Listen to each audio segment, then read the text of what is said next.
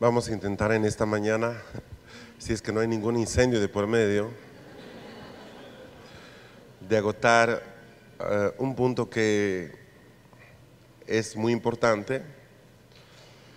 No es de mis favoritos, pero ciertamente es necesario revisarlo para poder tener cierta secuencia. El día de ayer trabajamos en base a las reformas que encontramos en las Escrituras. Y hoy quiero muy rápido en esta mañana poder mencionar algunos elementos de, no reformas, sino podríamos decir de deformaciones, porque no hubieron por más de 15 siglos reformas en la iglesia.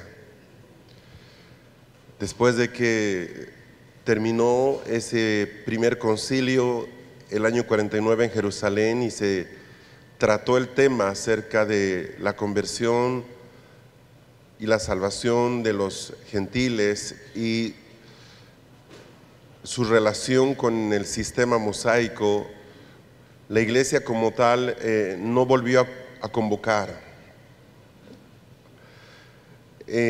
Aquí es donde la escuela que tuvimos en diciembre del 2013 se une con esta.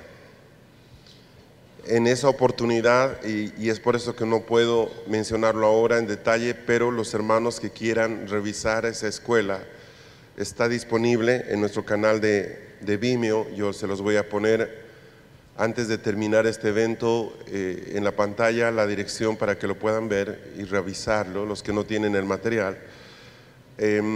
Hay un momento en la historia de la iglesia donde empiezan a utilizarse unos términos y empiezan a desusarse otros.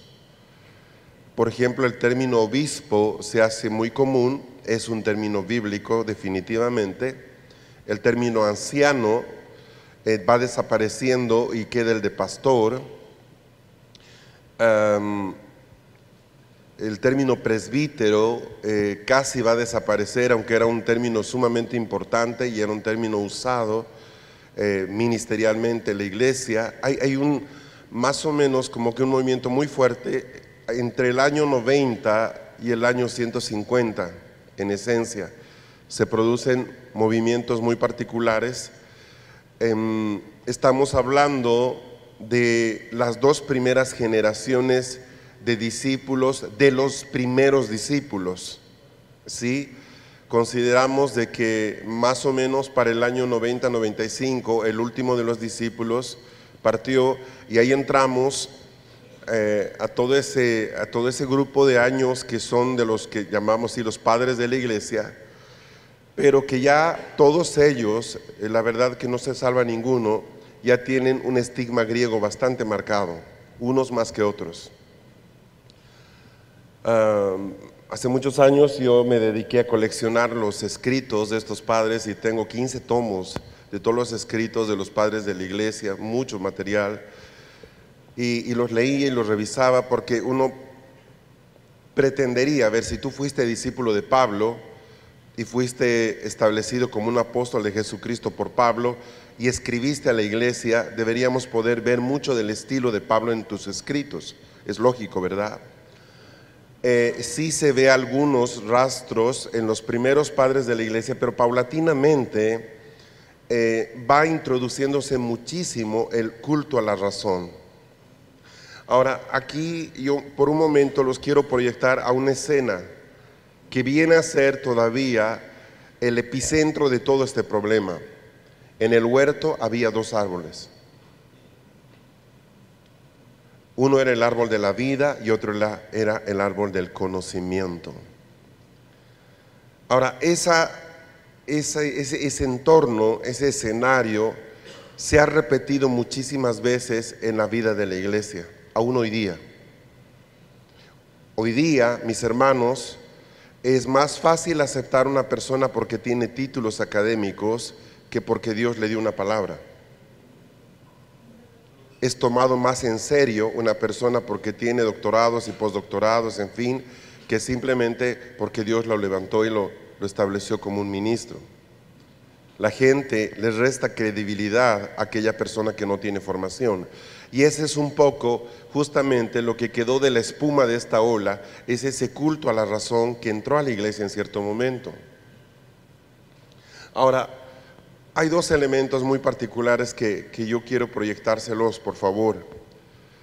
El primero es de que en Dios hay sabiduría y hay inteligencia. Estas dos cosas son dos virtudes muy particulares que Dios tiene y las da a sus hijos por gracia. Durante todo el Antiguo Testamento, la sabiduría y la inteligencia es más o menos como un don, es como el don de lenguas, es algo que viene y va. Hablando de Salomón y en honor a, tratando de ser un poco justos con él, hubo un momento en el que él fue ungido por una unción de sabiduría que es evidente, está en la palabra y lo sabemos. Pero como era un don, esta unción iba y venía y dependía del carácter y del corazón del ungido para mantenerlo. Nosotros podemos decir que Salomón empezó siendo sabio y terminó siendo necio. ¿Me está siguiendo, verdad? Porque los dones no son posesión de nadie, ya que el Espíritu da como. Ese principio se mantuvo desde el Antiguo Testamento hasta el Nuevo Testamento. Cuando Cristo aparece en la escena, Él es hecho sabiduría de Dios. La palabra dice que Él es sabiduría de Dios. Por lo tanto, la sabiduría deja de ser una unción temporal y pasa a ser una posesión en Cristo. Quiero que entienda la migración que se ha dado. Hoy día nosotros podemos tener, así como el ministerio profético, podemos tener una unción de sabiduría sobre nuestra vida, pero ya no desde el punto de vista de algo temporal, ni siquiera algo por nuestra propia virtud, sino en Cristo. Porque Cristo ha sido hecho, dice Pablo, sabiduría de Dios. Por eso en Corintios y en Romanos se habla muchísimo respecto a las profundidades de la sabiduría de Dios, esa sabiduría que es inagotable, tan alto que no puedo estar encima, tan bajo que no puedo estar debajo, tan ancho que no puede estar afuera, pero que nosotros tenemos acceso a eso que ojo no vio ni oído oyó, sino que Dios lo tiene reservado para nosotros hoy. Hoy. Yo puedo enseñar lo que enseño porque tengo la sabiduría de Dios en mi vida. Si no, no podría. Lo que yo enseño, lo que yo comparto, no lo aprendí en una universidad. Nunca pude enseñar lo que aprendí en la universidad. ¿Se entiende lo que estoy diciendo? Entonces hoy día tú tienes acceso a eso. Ahora, eso no significa que tú le pongas de nombre a tu hija Sofía. No caigas en ese terrible error. Sofía era una diosa griega que no tiene absolutamente nada que ver con la sabiduría de Dios. Era una diosa arrogante que se levantaba en contra del conocimiento de Dios. ¿Me sigue? Por eso es mejor preguntarle al Señor antes de cometer ese tipo de errores. ¿Ok? Sofía era una de las principales diosas del Partenón griego y era la que estaba detrás de todo el pensamiento filosófico y de toda esa tendencia de pensamiento tan fuerte que tenían los griegos. Sofía no es la sabiduría de Dios. Hola, ¿está aquí? ¿Entiende? La sabiduría de Dios está en Cristo. La sabiduría de Dios está asociada al árbol de la vida. Ahora, yo estoy seguro que para este momento usted no tiene ninguna duda en que el árbol de la vida del huerto era Cristo mismo. Amén. Absolutamente coherente.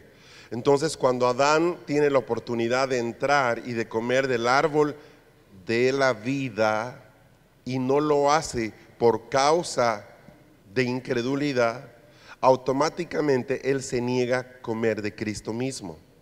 Por eso es tan importante la invitación que Jesús hace en Juan a partir del capítulo 14, que dice: que debemos comer su cuerpo y beber su sangre para poder tener comunión con Él. Él nos ofrece otra vez tener acceso al árbol de la vida. Ahora, cuando nosotros empezamos a tener esa comunión con Él, gradualmente la sabiduría de Dios llena nuestra vida. Por eso es que es absurdo pensar que un hijo de Dios que conoce al Padre, que está unido al Padre, cometa estupideces. ¿Por qué? Porque la sabiduría de Dios no se plasma en que yo entiendo principios bíblicos, se plasma en el hecho de que tomo decisiones correctas en mi vida, cada día. O sea, de eso se trata. Ahora, la tentación que viene de parte de la serpiente hacia Adán y Eva es muy particular.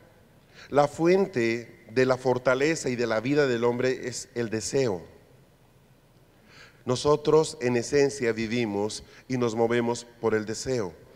El deseo es una fuerza impresionante que nos empuja hacia adelante. Cuando el deseo está enfocado en Dios, nosotros podemos ser útiles a Dios en toda nuestra vida. Ejemplo, el deseo del hijo era el padre. Porque lo que el Padre me dice, digo. Lo que el Padre me dice que haga, hago. Pero cuando mi deseo no está en Dios y yo digo que soy cristiano, mi vida es una de pecar, arrepentirme, pecar, arrepentirme, pecar, arrepentirme. Ay, pastor, no sabe que me volví a enamorar con la persona equivocada. ¿Por qué me pasa eso? Porque tu deseo no está en Dios. Ay, pastor, ¿sabe qué? Volví a caer en la pornografía. ¿Por qué caíste? Porque tu deseo no está en Dios. El deseo nace de la angustia y la angustia viene por la necesidad no satisfecha. Así funciona el proceso. Entonces, detrás de cada angustia hay una necesidad. Usted está aquí por necesidad. Necesito escuchar eso, necesito aprender eso, necesito entender la reforma. Por eso está aquí. Qué angustia más terrible lo que Dios nos está cambiando. Ayer me decía un pastor, nos está moviendo toda la cabeza. Eso es angustia, ¿verdad? Sí. ¿Qué es lo que Dios quiere? Que nuestro deseo se enfoque en Él. Por eso cuando Eva mira el fruto del conocimiento, dice que lo ve deseable. Ahora, ¿qué es lo que le propone la serpiente a Adán y Eva? Le dice: ustedes serán como Dios en un aspecto. No les dice que van a ser iguales a Dios y van a ser seres grandísimos, preciosos, grandísimos. Le dice: conocerán todas las cosas. ¿Sabes por qué es Dios? Dios, porque Él sabe lo que mañana te va a pasar, tú no lo sabes. No hay nada escondido de su mirada. Él se levanta y te dice: yo soy Dios, porque sé de dónde vienes y sé dónde vas. Sé qué día y a qué hora tú vas a morir. Yo sé, porque soy Dios. ¿Tú te crees algo? Dime, ¿qué sabes tú de tu futuro? Eso le dice a Job: ponte de pie y dime, ¿qué sabes tú? ¿Te crees con el derecho de decirme, no es justo que me pase? Ok, ponte de pie, Job, dime, ¿qué sabes tú de tu futuro? ¿Crees que puedes juzgarme? Dime, ¿qué te va a acontecer mañana?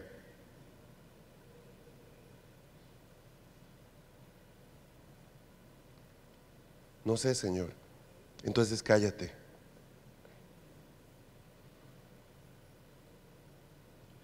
La serpiente le dice: serán como dioses, porque podrán saber todas las cosas, el bien y el mal. No les ofrece el poder de Dios, les ofrece conocimiento. Ustedes conocen el desenlace de esta historia. El gran problema de la gente de la iglesia que todavía peca es que su deseo no está en Dios. El día en que tu deseo está en Dios, tú has muerto al pecado y al mundo. Eres intocable. Ahora bien,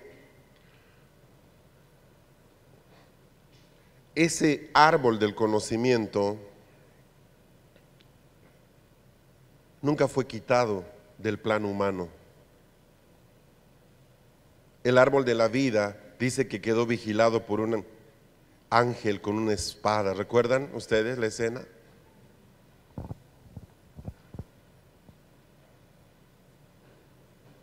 ¿Por qué Dios ya no le permite comer del árbol de la vida a Adán después de pecar? Pastor Horacio, usted sabe, venga un minuto. Me gustó mucho tu explicación al respecto. Por favor, sube aquí conmigo un minuto. El hombre peca y de repente ya no puede tener acceso al árbol de la vida. ¿Por qué? Déjame resumirlo.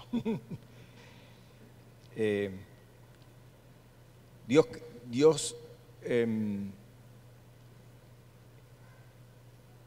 previendo que el hombre iba a pecar y, mejor dicho, vamos a empezar un poquito de antes. Ustedes saben que en Génesis 1:2 dice que la tierra estaba desordenada y vacía, y entendemos que en ese momento se produce la caída del lucero, o sea, Lucero se convierte en Satanás y todo lo que estaba bajo su gobierno queda en tinieblas. El lucero quiere decir portador de luz, probablemente era el que hacía brillar toda la gloria de Dios sobre la tierra, el que traía luz a la tierra, que ya estaba creada de Génesis 1:1. Ahora, cuando él peca, se opaca, se apaga lucero. Bueno, no se apaga porque él no es luz en sí mismo, se opaca y no da más luz, y todo lo que estaba bajo su gobierno y su responsabilidad de iluminar queda todo sumido en tinieblas. Hasta ese momento no había tiempo, no hay referencia de tiempo, pero en Génesis 1:3, cuando Dios hace la luz, ahí se crea el tiempo. ¿Sí?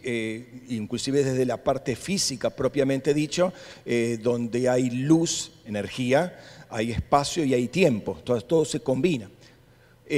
Situación que se va a cerrar en Apocalipsis 22:5, cuando diga que no va a haber más necesidad de luz, ni de luz de sol, ni de nada. ¿Por qué? Porque ahora Dios va a ser la luz y el Cordero su lumbrera, y la iglesia, nosotros vamos a alumbrar a todas las naciones, no con la luz propia nuestra, sino con la que reflejamos.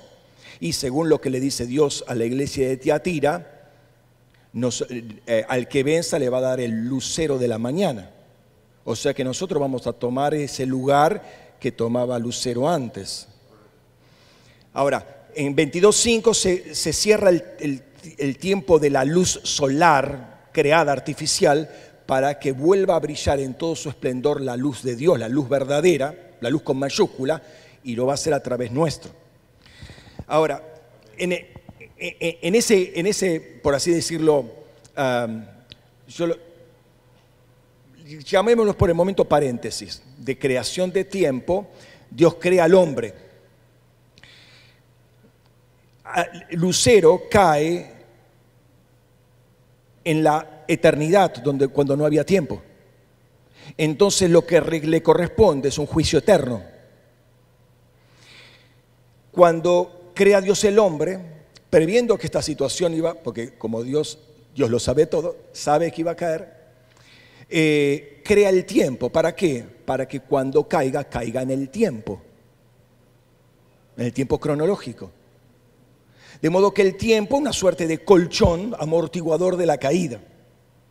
Ahora, entendiendo esto, podemos definir el tiempo físico, el tiempo cronológico, como una ventana de misericordia en la justicia eterna de Dios para darle paso a la gracia y el hombre pueda ser salvo. Pero acabada la obra de Dios, se acaba el tiempo. De hecho, Apocalipsis 8:10 creo que dice, el tiempo no será más. Y no se necesita más la luz solar. ¿Por qué? Porque ahora la luz brilla. ¿Sí? Como dice Juan en 1 de Juan 3, le veremos cara a cara, tal como Él es, vamos a ser nosotros. ¿Sí? O sea, se termina todo y ya lo temporal, lo provisorio y lo necesario para ir transformándonos, para ir discipulándonos, para ir limpiándonos, ya no va a ser más necesario, y vamos a vivir nuevamente en la plenitud de la eternidad en la cual Dios nos pensó. Pero creó esta situación para que no caigamos eternamente como lucero, en pecado. Entonces, ¿no pueden entrar al árbol de la vida? Por supuesto. Entonces, la situación, esa era la pregunta finalmente. Dios les evita tocar o acceder al árbol de la vida, porque en esta situación caída, si comían del árbol de la vida, quedaban enclavados en una situación eterna, pero en una situación de pecado, y sería irreversible. Entonces, lo que parecía una prohibición es una ventaja que Dios le da. No toquen todavía, ya va a venir la oportunidad para abrir esta puerta y que puedan acceder y puedan ser limpiados y puedan conectarse nuevamente con la eternidad. Y es interesante que el Señor le dice, coman de mí, después de que hasta les lavó los pies y dijo, ya están limpios, ahora vengan a mí y coman, para que precisamente no haya una condenación eterna. Pastor, gracias. Ahora, ese árbol del conocimiento no fue quitado, sí fue quitado el árbol de la vida, y hoy día el árbol de la vida está disponible en el huerto para los que saben llegar a Sión, porque el huerto está en Sión. El punto en cuestión es de que el árbol del conocimiento nunca se removió de acá, y siempre ha habido gente oficiosa para poder ir a buscar ese fruto y compartirlo.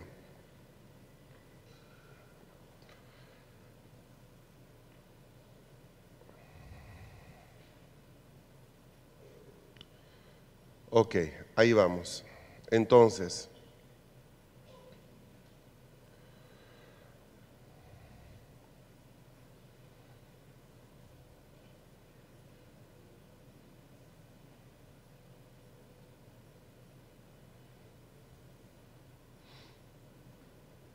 después de que los apóstoles parten, ustedes saben que el cristianismo va ganando terreno muy rápido, y llega un momento en que un emperador, Constantino, se hace cristiano. Si eso es verdad o no es verdad, solo Dios lo sabe. Él se hace cristiano y lleva el cristianismo a todas partes del imperio, y se produce un proceso de sustitución. Los que antes eran templos a los dioses romanos se entrega a los obispos y se les permite ahí levantar comunidades y congregaciones. Esta aparente victoria, tremenda victoria, salir de la catacumba a la luz pública y poder pararse en lugares que antes estaban tomados por los ídolos, esta aparente victoria a la larga va a tener consecuencias muy duras, muy nefastas. En el año 325 se produce algo que se llama el Concilio de Nicea, y es que básicamente lo que pretende Constantino es unificar lo que la iglesia creía en todas partes. ¿Recuerdan ustedes que habían dos polos? Uno estaba ¿dónde? En Antioquía, y el otro estaba en Alejandría. Bueno, él convoca a los obispos, van a llegar más de 300 obispos, pero hay un dato interesante: todos los obispos tenían un origen griego. No hay un solo obispo que venía con un perfil hebreo, por ejemplo. Todos son griegos. Se había levantado una doctrina que se llamaba el arrianismo. El arrianismo estaba creando una confusión muy grande en la iglesia, negaba la divinidad de Cristo, en fin, hay una cantidad de cosas, no es el punto hablar de eso ahora. Entonces, en el año 325, Constantino reúne a los obispos y ahí les pide que se pongan de acuerdo. Entonces, fruto de ese concilio, ¿sí?,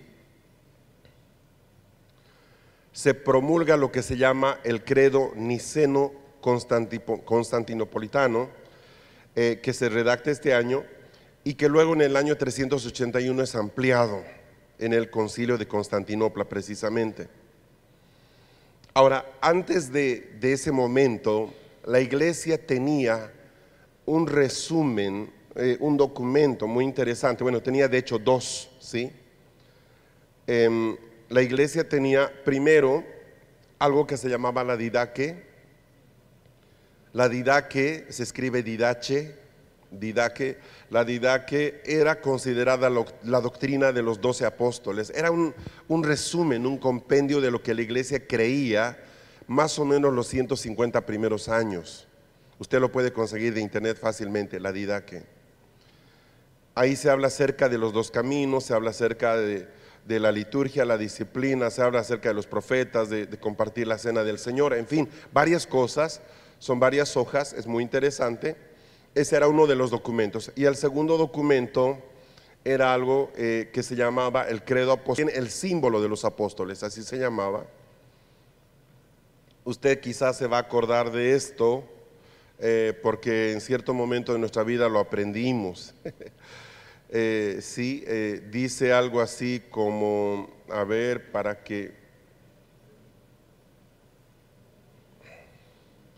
yo creo en Dios Padre Todopoderoso, Creador del cielo y de la tierra. Yo creo en Jesús, el Mesías, Hijo unigénito de Dios. ¿Se acuerda? Eso se llamaba el símbolo de los apóstoles. Esta oración, si usted quiere, era el resumen de la confesión de fe. En todos estos años que nosotros estamos enseñando volver al diseño original, muchas voces se han levantado diciendo de que no se está cuidando la sana doctrina. Seguramente que ustedes han escuchado eso varias veces. Es bien cómico el asunto, porque la gente habla de oídas. Te dicen, no, yo no estoy de acuerdo con esas cosas que predica fulano o mengano. Así, y tú le preguntas, mencióname 3 cosas con las que tú no estás de acuerdo. No tiene idea, simplemente que alguien le dijo, que le dijo, que le dijo. De la misma manera, si tú reúnes a 100 ministros y les dices, y lo he hecho yo he reunido cerca de 300 ministros y les hice esta pregunta. Les dije, amados pastores, háganme un favor, quiero que en esa hoja me escriban lo que para ustedes es la sana doctrina.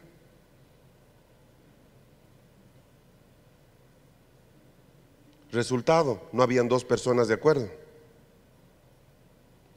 ¿A qué se llama la sana doctrina en el Nuevo Testamento?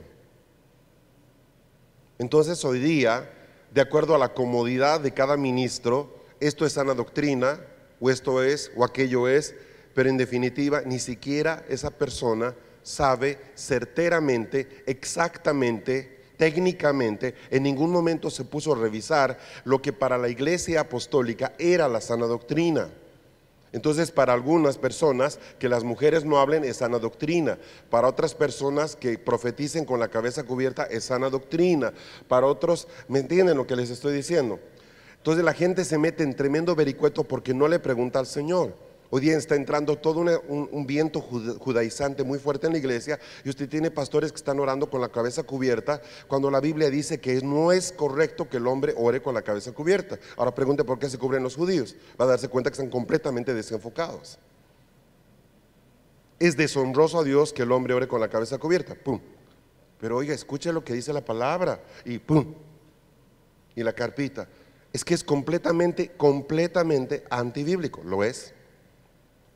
Pero ahí caímos en la tradición, quiero que entienda, caímos en la tradición, que la señal del Espíritu Santo y del bautismo es el hablar en lenguas. Muéstreme, no es verdad. Hay ejemplos en que sí hablaron en lenguas y hay ejemplos en que no hablaron en lenguas. ¿Eso es sana doctrina? Las manifestaciones del Espíritu Santo son la sana doctrina. La gente no sabe y se atreve a juzgar. Por eso es que sus palabras se vuelven en su contra. Porque hablan sin conocer primero mínimamente la verdad. Si vas a juzgar, investiga. Ten herramientas, ten pruebas, ten documentos, ten pruebas que te permitan pararte y decir, esto está mal por esto, por esto, por esto, por esto. La gente no es seria, habla de oídas. No tiene la escuela de tomarse el trabajo de revisar, de cuestionar, de investigar. Hay que hacerlo, cuestione, investigue, cuestione lo que yo estoy diciendo, vaya a su congregación, vaya a su casa, revise, no se coma todo, puedo estar equivocado. Dese el trabajo de presentarse delante del Señor. Es una obligación nuestra juzgar lo que escuchamos. No existe una persona que hable 100% por inspiración de Dios. No existe. Eso solo era en los profetas videntes del Antiguo Testamento, no en el Nuevo Testamento. ¿Por qué? Por el corazón. Estos dos documentos que le menciono son los únicos documentos que tienen autoridad histórica para poder decir qué era lo que la iglesia creía. Esto es historia. Ahora bien, ¿qué decía el credo de los primeros cristianos? Se lo voy a leer completo. Yo creo en Dios Padre Todopoderoso, Creador del cielo y de la tierra. Yo creo en Jesús Mesías, Hijo unigénito de Dios, nuestro Señor, quien fue concebido por el Espíritu Santo, nacido de María la Virgen, sufrió bajo Poncio Pilato, fue crucificado, murió y fue sepultado. Descendió donde los muertos, al tercer día resucitó, ascendió al cielo, está sentado a la diestra del Padre y regresará para juzgar a vivos y muertos. Yo creo en el Espíritu Santo, la Santa Iglesia Universal, la comunión de los santos, el perdón de los pecados, la resurrección de los muertos y la vida eterna. Amén. Este documento data más o menos del año 140 aproximadamente. Es posible que ya en este momento haya habido cierta infiltración de pensamientos que no eran del todo puros. ¿Se entiende? ¿Por qué? Porque no veo a Pablo haciendo esta oración. Hay muchas oraciones de Pablo. Ahora, en varios pasajes podemos saber y ver que sí esto es coherente con lo que Pablo enseñaba. Por ejemplo, cuando dice grande es el misterio de la piedad. Jesús presentado en el mundo, creído. ¿Se acuerda? ¿Verdad? Exacto. Entonces hay partes en las que nosotros podemos decir, sí, está bastante puro, en medio de todo está muy bien. Ahora, cuando se reúnen en el año 325 en el concilio de Nicea, ellos sacan una actualización, un update de este credo, que es el siguiente: creemos en un solo Dios Padre Todopoderoso, Creador del cielo y la tierra, de todo lo visible e invisible. Creemos en un solo Señor, Jesús Mesías, Hijo único de Dios, nacido del Padre antes de todos los siglos, Dios de Dios, luz de luz, Dios verdadero de Dios verdadero, engendrado, no creado, de la misma naturaleza que el Padre, por quien todo fue hecho, que por nosotros y por nuestra salvación bajó del cielo por obra del Espíritu Santo, se encarnó de María, la Virgen, y se hizo hombre. Por nuestra causa fue crucificado en tiempos de Poncio Pilato, padeció y fue sepultado, resucitó al tercer día según las Escrituras, subió al cielo y está sentado a la derecha del Padre. De nuevo vendrá con gloria para juzgar a vivos y muertos, y su reino no tendrá fin. Creemos en el Espíritu Santo, Señor y dador de vida, que procede del Padre y del Hijo, que con el Padre y el Hijo reciben una misma duración, gloria, y que habló por los profetas. Creemos en la Iglesia, que es una, santa, católica y apostólica. Antes de que se asuste, católico significa universal. ¿Ok? En este momento, la Iglesia católica, como hoy día la conocemos, todavía no existía. Reconocemos un solo bautismo para el perdón de los pecados. Esperamos la resurrección de los muertos y la vida del mundo futuro. Amén. Van a notar que en este credo ya aparecen los elementos típicos griegos. ¿Cuáles son? La dualidad, visible, invisible. Ese jueguito hasta hoy día nos persigue. Cuando tú dices quiero hablarte del mundo espiritual, estás hablando como un griego. Cuando yo digo he visto en el espíritu, estoy hablando como un griego. Pero ¿cómo debería hablar? He visto. Cuando digo el mundo, la realidad, no necesito la realidad espiritual. La realidad es tanto natural como espiritual. Está unida ambas cosas. No necesito separarlas. El pensamiento griego es un pensamiento dicotomista. Tiene un problema. No puede concebir en un solo recipiente dos naturalezas. No puede. De ahí que el arrianismo genera un problema. O Jesús era Dios o Jesús era hombre. No les entra a la cabeza que Jesús era Dios hombre. No 50% Dios y 50% hombre. Era 100% Dios y 100% hombre. Ahora, esto genera todo un problema muy serio que no se resuelve orando, se resuelve discutiendo. Y cuando yo le digo que en el año 325 99% de los obispos que van representando a la iglesia de las dos partes eran griegos, que esperaban. Varios de estos discípulos, padres de la iglesia como Orígenes, como Clemente, eran antes oradores griegos, eran filósofos. Entonces ellos se paraban y empezaban sus alocuciones. No eran predicaciones, eran típicas alocuciones griegas, pero esta vez obviamente con pensamiento cristiano. ¿Me entiende lo que estoy diciendo? Yo no puedo decir si eran salvos o no eran salvos. Lo que estoy diciendo es que su manera de pensar griega no fue transformada. No dudo de que en su corazón amaban al Señor. El amor todo lo cree. Pero por la manera en que ellos tejen, uno puede darse cuenta de su estructura de pensamiento.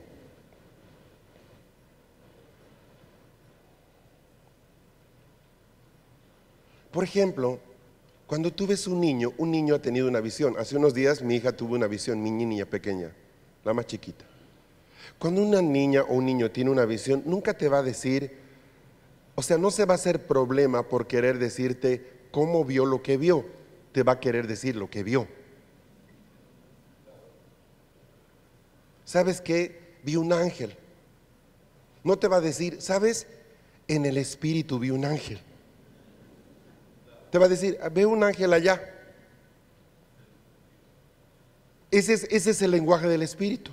No necesita decirte, ¿sabes qué? Estoy teniendo una visión o acá, o cerré mis ojos. De hecho, tú debes preguntarle, ¿cómo lo viste? Ahí. Y ella nos dijo, pues con los ojos abiertos, ahí lo vi. Qué lógico, ¿no? ¿Cómo lo va a ver con los ojos abiertos? ¿Cómo lo va a ver? Si cerrar los ojos, ya está haciendo una abstracción. Entonces fue una visión muy genuina, muy pura. Su abuelo partió con el Señor y al día siguiente ya lo vio. Te acabo de ver al abuelo. ¡Ah! Entonces, ¿qué encuentro en todo esto? Nosotros nacemos en este mundo sin esa diferencia de lo visible, invisible, natural, espiritual. Nacemos sin esa diferencia. Y es en la educación escolar donde nos crean esa distinción. Y hoy día, 50 años después, con todo y evangélicos, seguimos con esa brecha.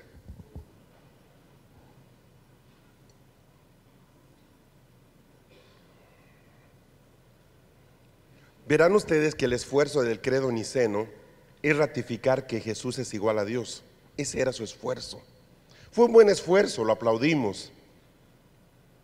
Del arrianismo va a venir todo el pensamiento de los testigos de Jehová. Por ejemplo, Jesús no es igual a Dios. Pero el asunto está que en espíritu, este credo niceno, aunque ya por la terminología se nota que empieza a aparecer esa forma dicotomista de pensar, en esencia es bueno. ¿Está conmigo? ¿Se entiende? Respetó la estructura del credo original, la amplificó ratificando que Jesús es igual a Dios. Y punto. Más adelante se produce, hubieron varios concilios, uno peor que el otro. A medida que fueron pasando los años, los concilios fueron cada vez peores. peores, peores. Hay uno interesante del año 500 que se llama el Credo de Atanasio, que es atribuido también a Ambrosio de Milán y es redactado un poco después del año 500. Se vuelve a agarrar el credo apostólico que se había llamado luego credo niceno. Hay otra vez la reunión de obispos y se lo vuelve a tejer, se lo vuelve a armar, y este es el resultado. Quiero que por favor escuchen y noten cómo va deteriorándose la pureza que había en el credo apostólico ya para el año 500. Empieza diciendo esto: todo el que quiera salvarse debe ante todo mantener la fe católica. El que no guardare esa fe íntegra y pura, sin duda perecerá eternamente.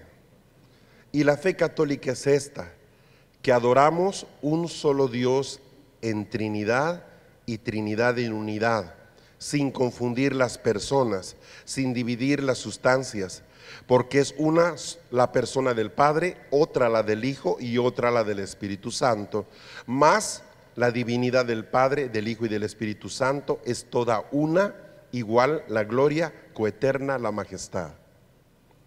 Sigue: así como es el Padre, así el Hijo, así el Espíritu. Increado es el Padre, increado es el Hijo, increado el Espíritu Santo. Incomprensible es el Padre, incomprensible es el Hijo, incomprensible es el Espíritu Santo. Eterno es el Padre, eterno es el Hijo, eterno el Espíritu Santo, y sin embargo no son tres eternos, sino un solo eterno, como también no son tres incomprensibles ni tres increados, sino un solo increado y un solo incomprensible.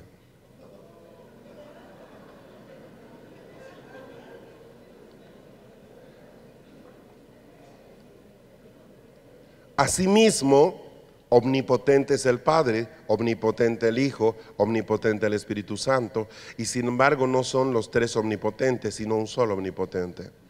Asimismo el Padre es Dios, el Hijo es Dios, el Espíritu Santo es Dios, y sin embargo no son tres dioses, sino un solo Dios. Así también Señor es el Padre, Señor es el Hijo, Señor es el Espíritu Santo, y sin embargo no son tres señores, sino un solo Señor, porque así como la verdad cristiana nos obliga a reconocer que cada una de las personas de por sí es Dios y Señor, así la religión católica nos prohíbe decir que hay tres dioses o tres señores.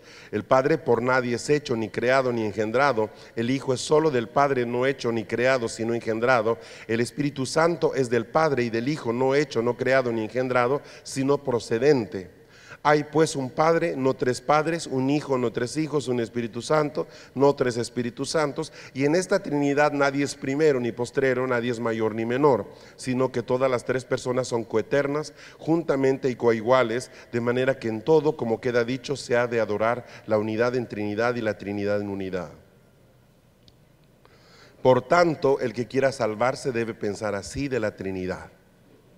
Además, es necesario que para la salvación eterna, que también crea, además de todo este cuento, para la salvación también que crea correctamente en la encarnación de nuestro Señor Jesús el Mesías. Porque la fe verdadera que creemos y confesamos es que nuestro Señor Jesús Mesías, el Hijo de Dios, es Dios y hombre, Dios de la sustancia del Padre, engendrado antes que todos los siglos, y hombre de la sustancia de su madre, nacido en el mundo. Perfecto Dios y perfecto hombre, subsistente de alma racional y de carne humana, igual al Padre según su divinidad, inferior al Padre según su humanidad, quien aunque sea Dios y hombre, sin embargo no es dos, sino un solo Mesías, uno no por conversión de la divinidad en carne, sino por la asunción de la humanidad en Dios, uno totalmente no por confusión de sustancias, sino por unidad de personas. Pues como el alma racional y la carne es un solo hombre, así Dios y hombre es un solo Mesías. El que padeció por nuestra salvación descendió a los infiernos, resucitó al tercer día de entre los muertos, subió a los cielos, está sentado a la diestra del Padre, Dios Todopoderoso, de donde ha de venir a juzgar a vivos y muertos, a cuya venida todos los hombres resucitarán con sus cuerpos y darán cuenta de sus propias obras, y los que hubieren obrado bien irán a vida eterna, y los que hubieren obrado mal al fuego eterno. Esta es la fe católica y quien no la crea fielmente no puede salvarse.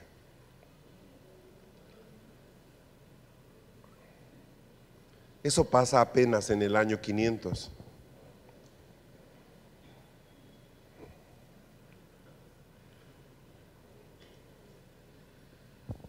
Este credo es la semilla del pensamiento teológico actual.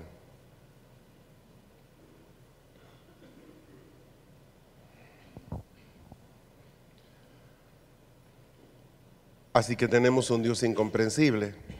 Eso va a dar lugar a que se levante el clero, porque los únicos que pueden entender a Dios son ellos. Los laicos no entienden nada, ellos deben ponerse por debajo de del clero, de los líderes espirituales, para que aquellos que reciben y entienden den a los que no entienden y no pueden recibir.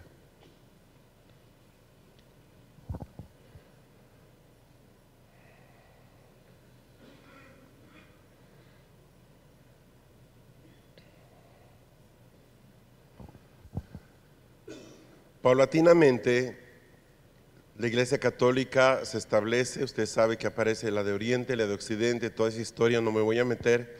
Usted lo puede leer en cualquier libro de historia, está ahí todo un tema. El Imperio Romano cae, definitivamente cae. Los árabes, en general digo árabes, en realidad eran otomanos, eran mamelucos, eran los turcos, diferentes grupos, diferentes etnias de árabes en general, van tomando posición, toman la ciudad santa. Llegamos al siglo X, empiezan ya en finales del X, empezando el XI, las cruzadas.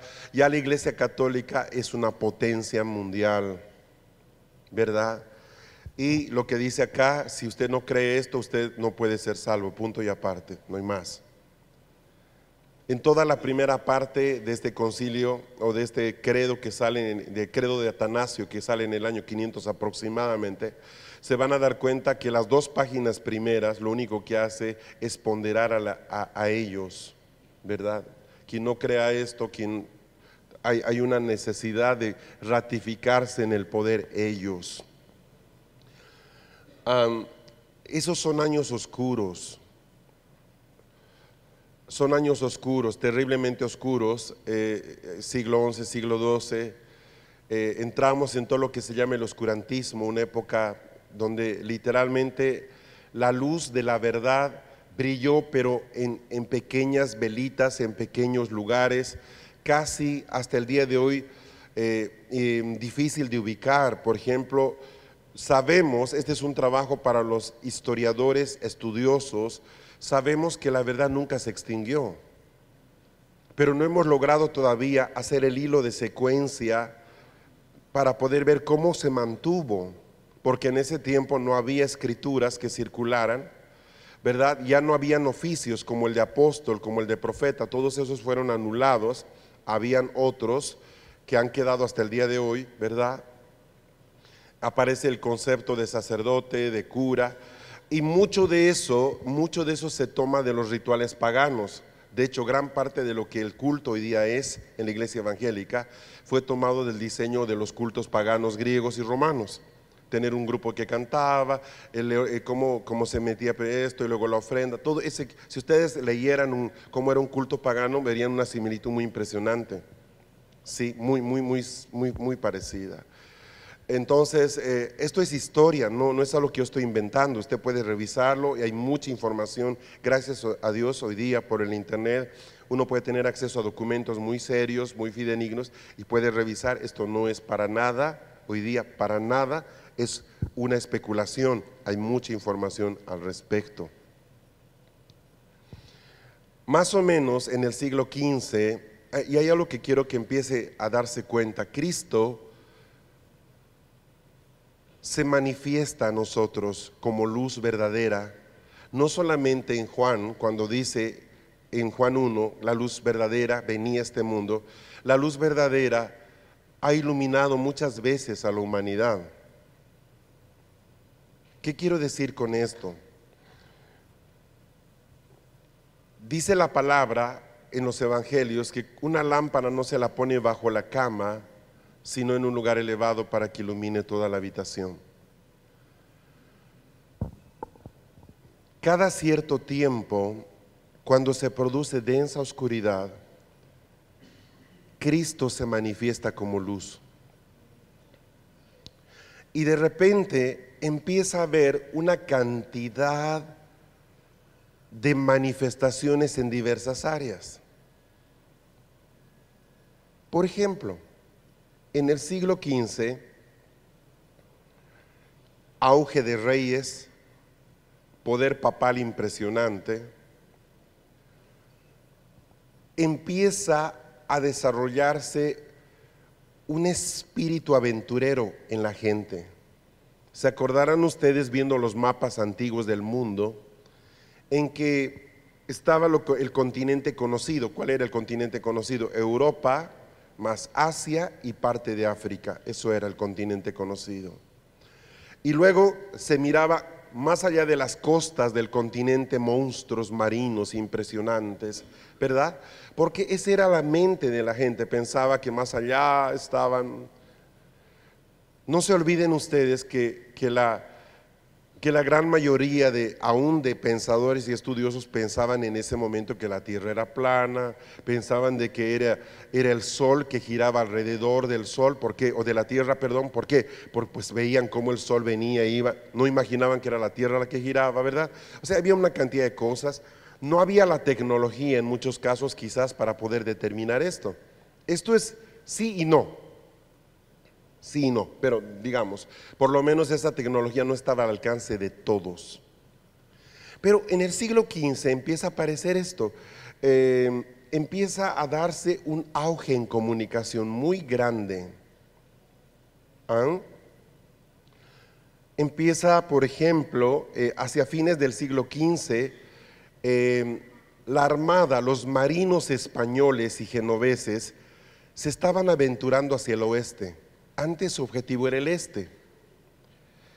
Los portugueses empiezan a bajar hacia las costas de África, buscan descender a ver hasta dónde llegaban. España y Portugal son dos naciones muy interesantes. Portugal va a estar muy asociada a la esclavitud y al tráfico de gente de África a las Américas, pero inicialmente esto surge como exploración, no como si ustedes quieren, con una finalidad propiamente de tráfico. ¿Se entiende lo que estoy diciendo? Ellos empiezan a recorrer el continente. ¿Por qué? Porque en el año 1453 los turcos otomanos toman Constantinopla. Y el gran problema de tomar Constantinopla es una ciudad de paso hacia Asia. Era que ya no había el libre acceso a los productos exóticos. ¿Qué productos exóticos? La canela, el clavo de olor, la hoja de laurel, las especies. ¿Sí? Entonces, por ejemplo, para 1492, seguimos en el siglo XV, aparece Cristóbal Colón y descubre lo que se conoce en ese momento como las Indias, pero usted sabe que no descubrió las Indias, sino llegó a las Américas. Para 1522, Fernando de Magallanes completa toda la exploración hacia el oeste y son las primeras naves que literalmente navegan alrededor del mundo, ¿no es cierto? Vasco de Gama, 1497, siglo XV, rodea el Cabo de Buena Esperanza y navega cruzando el Océano Índico hasta el sudoeste de la India. O sea, los mercaderes portugueses y españoles continúan avanzando hacia el oriente en 1517 y llegan ese mismo año, 1517, el año en que Lutero clava las 95 tesis en la catedral de la Universidad de Wittenberg. El mismo año llegan a China. ¡Qué interesante! Quiero que empiecen a notar algo. Por favor, vean desde el Espíritu esto. La reforma de Lutero es parte de lo que estaba pasando en la tecnología. Unos 40 años antes de él, Gutenberg inventa la imprenta, el primer mecanismo tipográfico con metal. Hasta antes se hacía con madera. Lutero no hubiera podido tener esa facilidad para dar a conocer sus principios y enseñanzas si no hubiera usado de la imprenta. En rigor, siendo honestos con la historia, el que enciende la reforma es un hombre apellidado Ganso, John Huss. Huss es Ganso. John Huss muere en el siglo XV en la hoguera, en la frontera entre Suiza y Alemania, en Constanz. Muere por hereje. Este hombre es el que enciende la luz y es el que trae la manifestación de Cristo. Quiero que entiendan lo que estoy diciendo. Él trae la manifestación de Cristo. Cristo no se manifiesta simplemente porque Él decide. Hay un acuerdo entre cielos y tierra para que Él se manifieste. Si usted ve Hechos 2, la gente estuvo 10 días atrayendo al cielo. John Huss es quemado por su fe. Y este hombre al ser quemado dice, hoy día ustedes están asando un ganso. Por eso menciono lo de ganso. Él dice eso, ustedes están asando un ganso, pero en 100 años vendrá un cisne que no podrán asar. Y en el escudo de Lutero está un cisne. Él fue un profeta. La palabra profética más fuerte que un profeta puede dar es muriendo.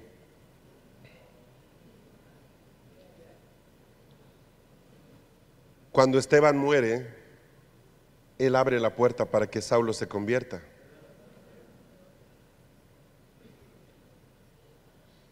Dense cuenta que el joven Saulo, a sus pies estaba la ropa de todos los que estaban apedreando a Esteban.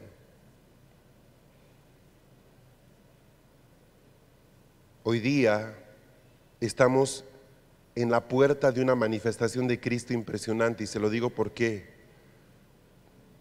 Solamente en los últimos 3 años han muerto cristianos por su fe sin renunciar a su fe, más que en los últimos 20 años. Los cristianos están siendo decapitados como ovejas. Son profetas que están abriendo la puerta de una manifestación de Cristo que va a traer la reforma. Quiero que entienda eso. Hay un acuerdo. Por favor, mire más allá de Colombia, mire más allá de Venezuela, mire el mundo, mire las naciones, mire los cielos. ¿Qué está pasando? Los islámicos y los extremistas son el extraño ejército que está usando Dios mismo para que venga una manifestación de Cristo sin precedentes a nuestra generación. Solo revise las cifras de los que están muriendo cada mes en Siria, en Libia, en Afganistán. Las cifras actuales: 3 de cada 10 cristianos están siendo asesinados. 30%. Estamos igualando las cifras a las persecuciones de los Césares, hermano.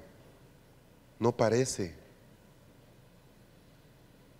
Entonces, cuando yo leo y yo empiezo a investigar, digo, ¿por qué están muriendo tantos cristianos? Señor, ¿qué está pasando? Por favor, esto no está lejos de tu mano. Ay, no, que el diablo, espera un rato. Aquí el diablo no tiene ni suerte ni parte. Esto es otra cosa. Ahí es donde los apóstoles y profetas deben mirar y procurar con diligencia, mirar qué está pasando. John Huss es quemado y exactamente 97 tantos años aparece Lutero en la casa, en la heráldica de Lutero, el escudo del cisne, un cisne que no pudieron asar. Para cuando Lutero promulga la reforma, hay tecnología, hay exploración, hay expansión económica. Lutero desautoriza a los papas y él dice, ellos nada son. Y empieza a caerse la estructura. Tal es así que hoy día los historiadores ven como determinante este detalle, que gracias a la reforma de Lutero, Calvino, Zwinglio, todos ellos, es que se establecen los estados democráticamente, porque termina literalmente el periodo feudal, termina.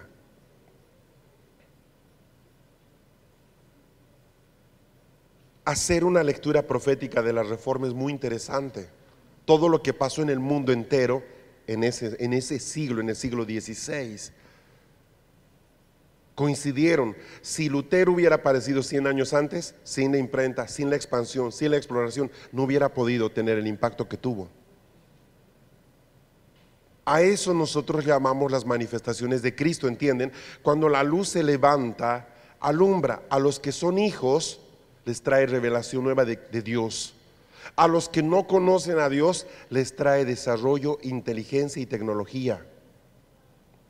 ¿Por qué? Porque toda dádiva y todo don perfecto desciende de lo alto, del Padre de las luces. O sea, es de Él quien nace la tecnología.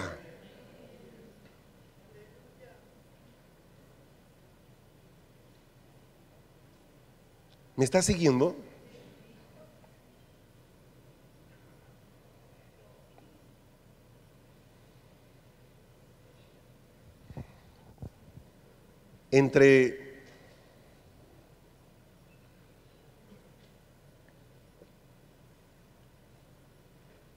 Ha sido bien difícil.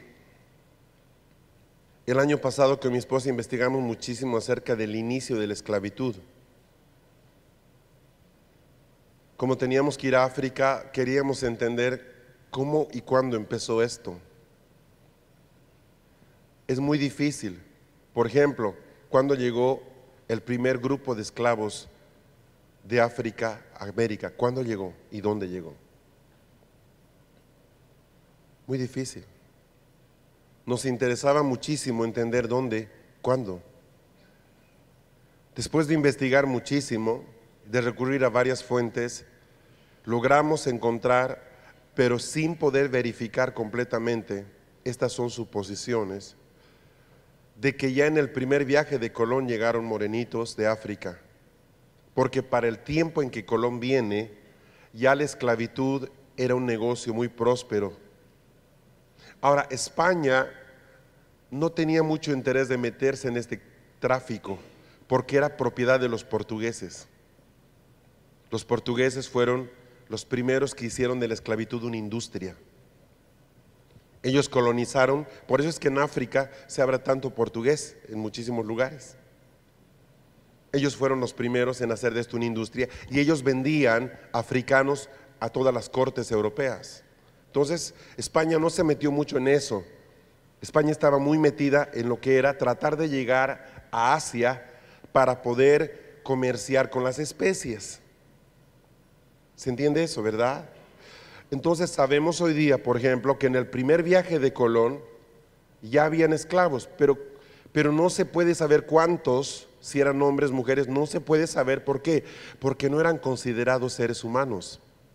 Entonces sí se registra cuántos cerdos venían, cuántos pollos venían, cuántas mujeres, hombres, cuántos curas, pero no se dice cuántos esclavos, porque ellos eran considerados infrahumanos.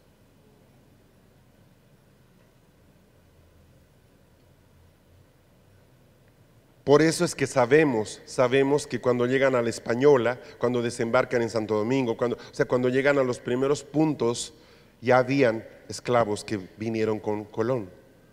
Sabemos sin duda que eso fue así. Ahora, también llegaron sacerdotes, ¿recuerdan? Ahora, varios de esos sacerdotes, y utilizo la palabra con cuidado, nunca se olviden ustedes de que Lutero en esencia era un sacerdote. Él era un monje.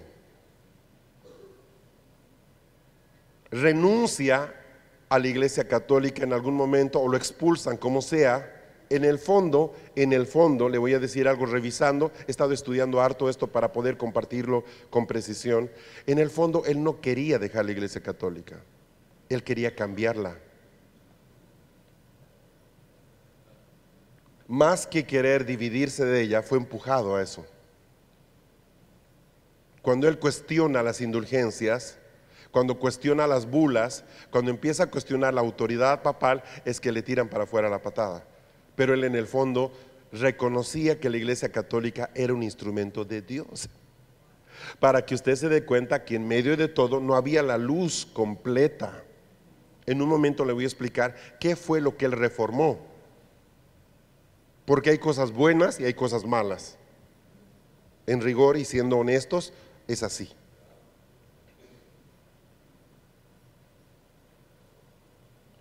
En 2 años más vamos a cumplir 500 años de la Reforma.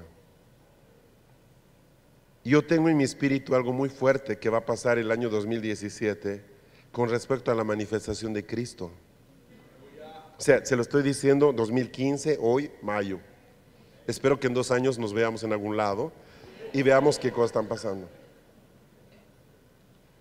Es en esa desesperación de pérdida de autoridad e influencia de la Iglesia Católica que es puesto Francisco, que contra todo principio de regulación papal es un jesuita por primera vez en la historia que toma el asiento de Pedro cuando ellos están prohibidos dentro de la orden jesuita de tomar posiciones de ese nivel.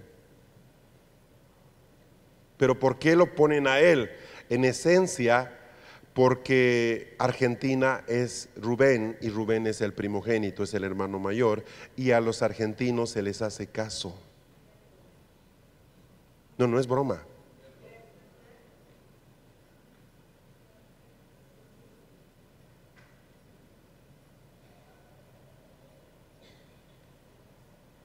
No piensen que solo hay profetas entre los evangélicos. Hay gente que tiene estructura profética del otro lado que lee muy bien lo que se está restaurando.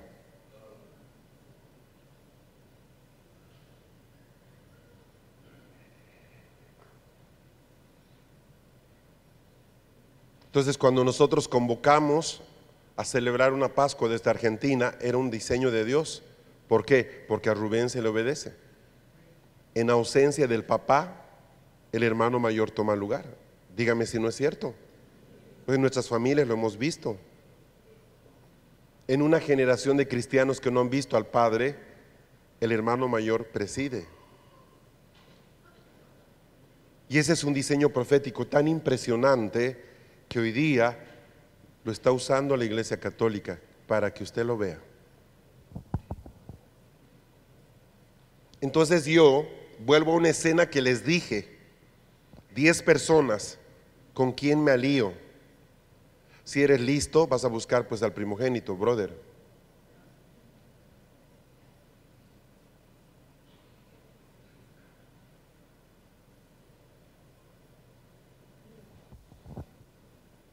Nadie se une con la cola, únete a la cabeza. Entonces las alianzas que tenemos que tener como iglesia profética tienen que tener un sentido de inteligencia en el espíritu tremendo.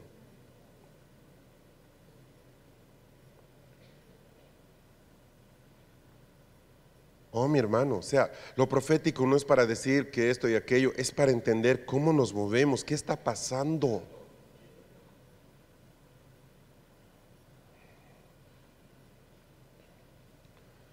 Entre esos curitas que llegan, Bartolomé de las Casas, a México, bueno, llegan varios, yo podría decir que varios de ellos eran creyentes con sotana. ¿Por qué? Porque los pensamientos de Lutero pegaron muy, muy fuerte, provocaron una explosión. Mis hermanos, toda Europa es del tamaño de Argentina.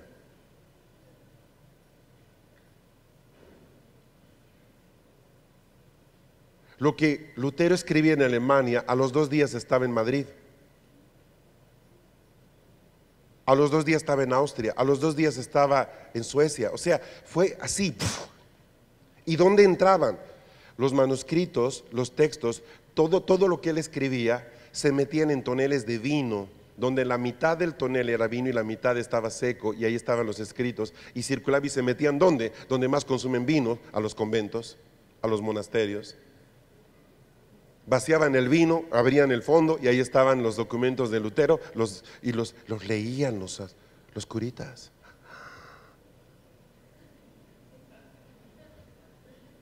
Que no se entere el abad, el principal. Lutero empieza a sacar a las monjas de claustro clandestinamente. Por ejemplo, a la que es su esposa, la saca en un tonel de vino una noche escondida, porque las monjas de claustro no pueden salir.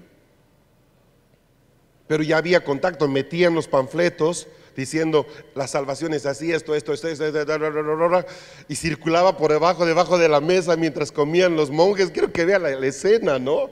Muy impresionante.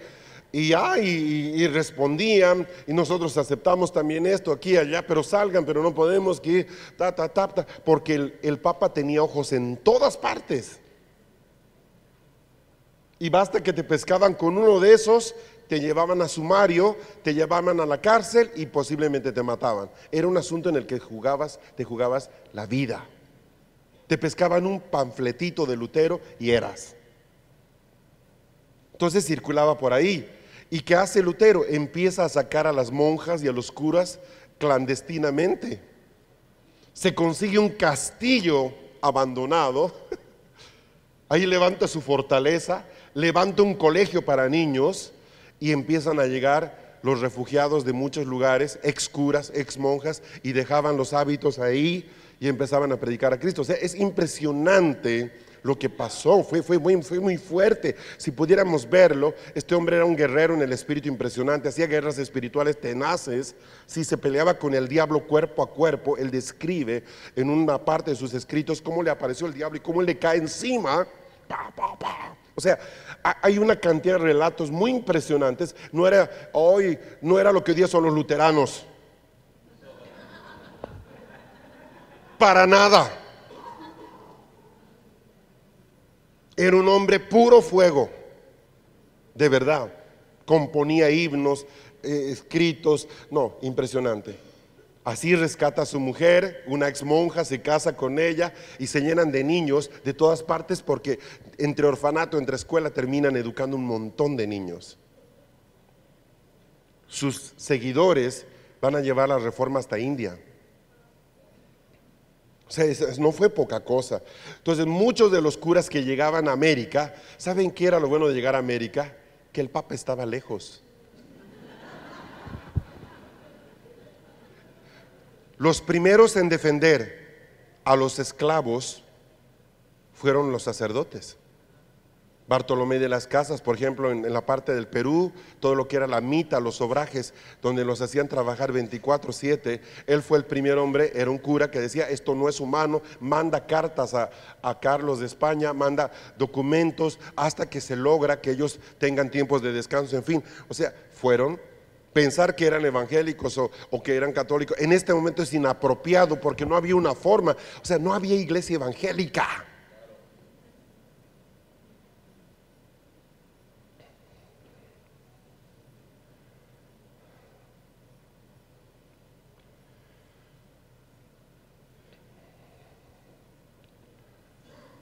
No puede haber reforma, estudiando la reforma de Lutero, sin dos cosas: comunicación y vigor espiritual, fuerza.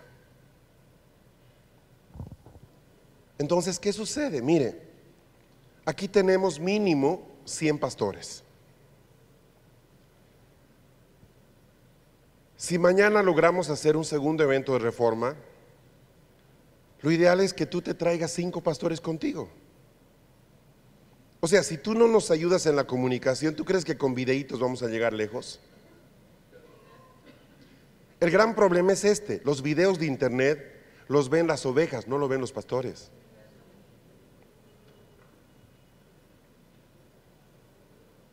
Y si tú le llevas una copia, listo pastor, deme 5 copias para llevar, sabes que lo van a poner en su estante, no lo van a ver, vas a gastar plata. ¿Sabes qué es lo que el pastor necesita? Que alguien se siente en la mesa con él y le diga: hermano, ¿estás seguro de que tú estás bien?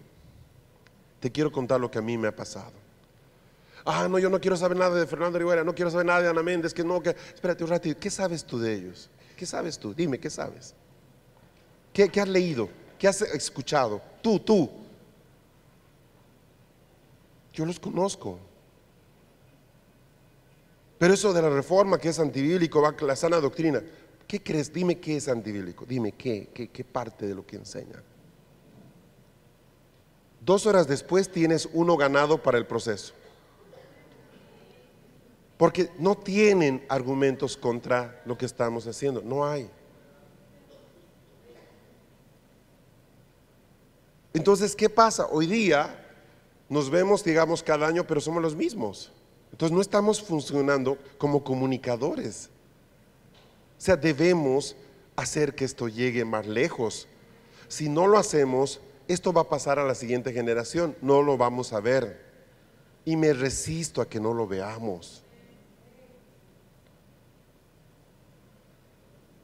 Es así. Te pregunto, ¿qué puede haber hoy día más importante que volver al diseño de Dios? ¿Qué puede haber? ¿Qué agenda? ¿Qué programa? ¿Qué? Muéstrame en el mundo, ¿qué? ¿Qué podría ser más importante que volver a esto? Hoy día, por ejemplo, hay un malestar en la gente en general. Está cansada de la iglesia. Todo es una sacadera de plata, todo es lo mismo. La gente está aburrida de ver cómo se encubren los pecados, del doble discurso. Los jóvenes están dejando las iglesias.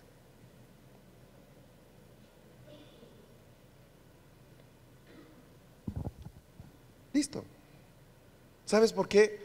Porque ven hipocresía, porque ven favoritismo, porque ven una cantidad de cosas. Hoy día, más que nunca, se están abriendo las iglesias en casa. ¿No sabes de cuántas iglesias en casa nos piden cobertura, nos piden apoyo? No quieren congregarse. Y no es gente que quiere estar en desorden. Simplemente que ellos se ordenan, se limpian, quieren ser rectos y ven a su pastor que es una cosa. Hoy es rojo y mañana es amarillo. Eso no puede ser. ¿Cómo un ciego me va a guiar? Se acabó. Ay, pues no lo juzgues. ¿Pero cómo quieres que no juzgue? Tú juzgarías. Jesús dice que juzguemos. La persona a la que sigo debe inspirarme. No debo decir: ay, sí, Señor, yo me cubro con la sangre de Cristo, total, yo sé que debo estar aquí. No, es absurdo. Es absurdo, nadie va a querer eso. Por favor, tú no lo aceptarías.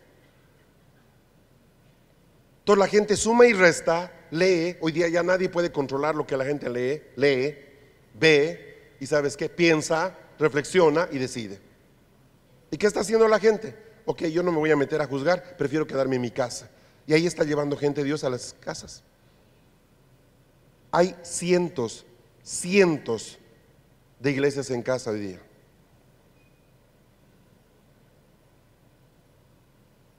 Si eso no es lo mejor, lo único que te puedo decir que es algo en lugar de nada. La gente está cansada del show. La gente está cansada del músico que viene a hacer su cuestión, $10,000, hasta luego. O sea, está cansada. Ya no va. Entonces, lógicamente, yo veo que hoy día, mira, en Estados Unidos hay una realidad. Cristianos se están convirtiendo al Islam o se están convirtiendo al catolicismo. ¿Por qué? Porque tienes pastores que casan gays, tienes obispos lesbianas, pero tú no vas a tener eso con los musulmanes y no vas a tener que haya un cura que oficie una boda entre gays, pero sí hay pastores calvinistas, hay pastores luteranos que celebran bodas gay.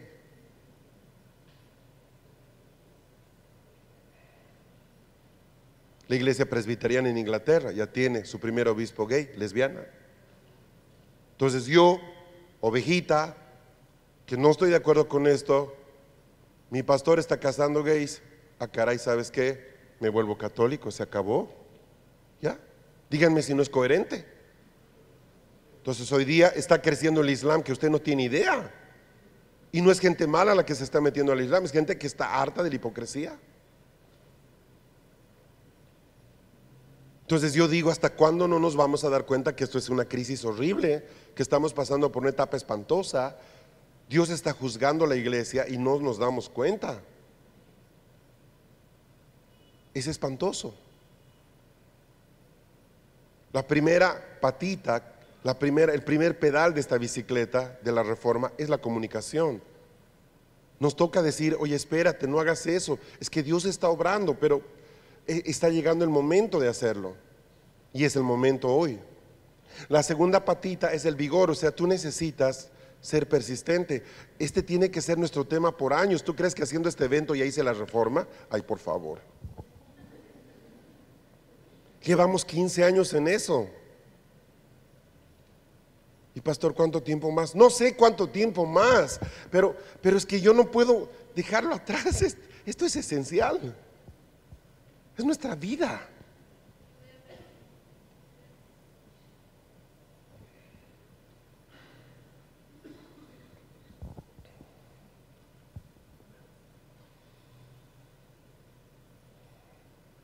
¿Qué reformó Lutero?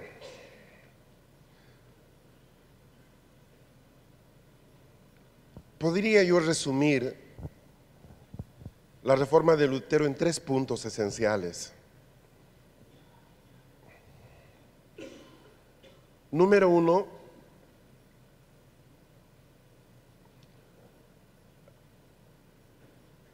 recupera el papel de la Biblia como el instrumento de Dios para comunicar su voluntad al hombre.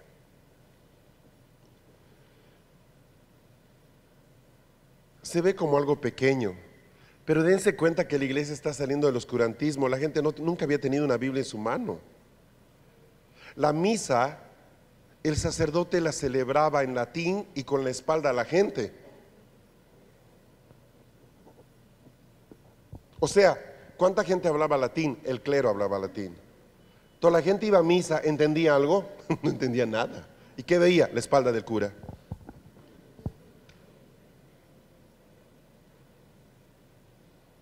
Esa imagen muestra cuál era la realidad espiritual de ese momento.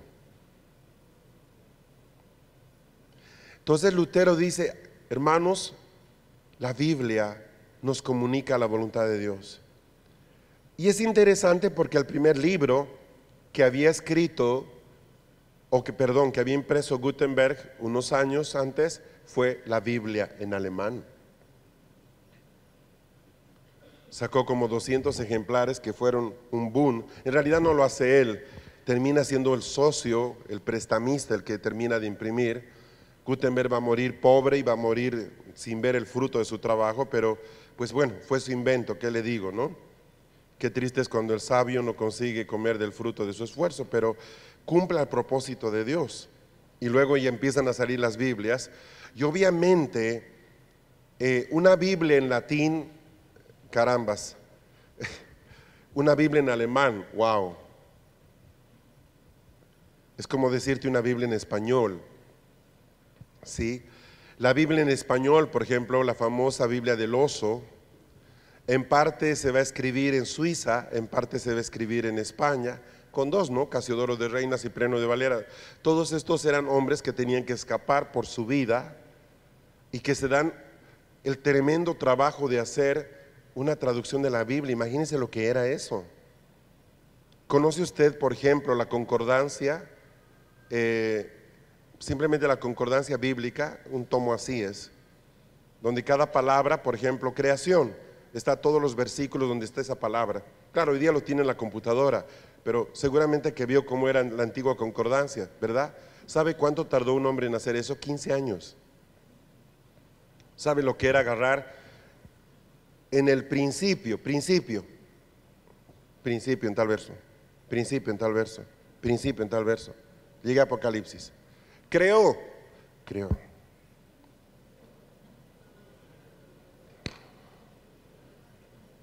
¿Qué tenía esta gente? Vigor. 15 años. Hoy día metemos la palabra, aparece al minuto todas las citas donde está, pero yo todavía usaba esa concordancia hace algunos años. No había la Isor, no había Logos, teníamos esa concordancia.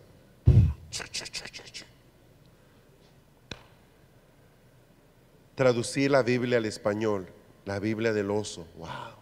Hoy tiene errores, sí, muchísimos, pero sabes, era un primer esfuerzo de que la Biblia vuelva a la gente.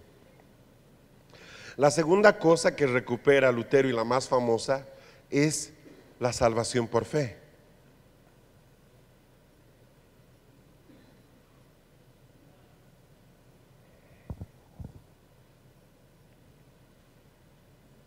La salvación por fe, eso lo saben todos. Él descubre un día en su agonía, si alguien le preguntaba, ¿eres salvo?, él dice que no sabía qué responder, y eso no lo atormentaba, hasta que él descubre un salmo y descubre al libro del profeta Habacuc, descubre que la salvación es por fe. Para nosotros hoy día eso es algo tan simple, para él fue descubrir el Everest y llegar a la cumbre. Y la tercera cosa que Lutero reforma es el cristocentrismo. ¿Qué es el cristocentrismo? Pone a Cristo como el eje de todo. Le devuelve a Cristo su papel.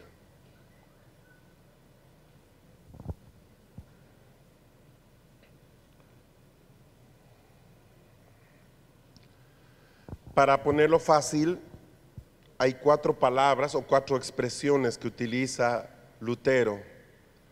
Él dice sola fide, sola gratia, sola scrittura, solo Christus.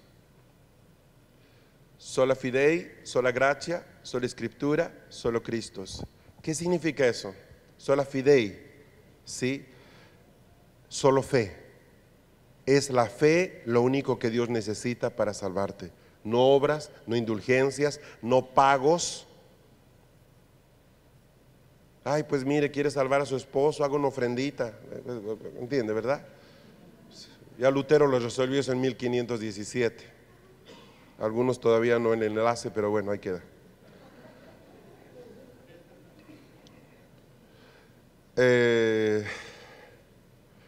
Sola fidei, ¿sí? Dios es fiel, Dios es bueno, Él es nuestro Dios, somos su pueblo. Él pone en auge la palabra justificado, Romanos 5:1, justificado.